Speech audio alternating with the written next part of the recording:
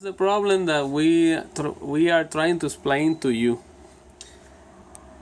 Here's the multimeter, and in this phase we have 239 volts.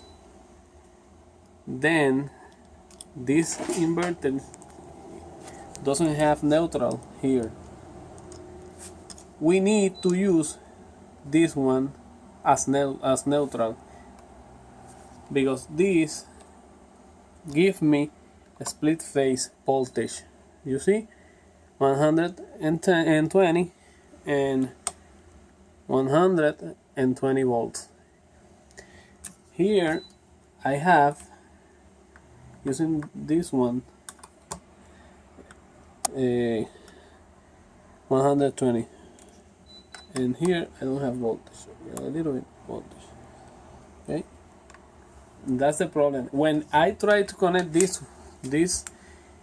charger at 110 volts, this give me voltage on L and keep dropping the breakers, and that doesn't work.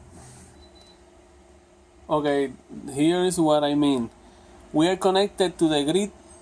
The inverter is turned off right now. Here I have a 120 volts AC input, 127 volts, 120 volts, and here is the output. It's supposed to be no voltage right here, and here I have voltage. You can see the multimeter.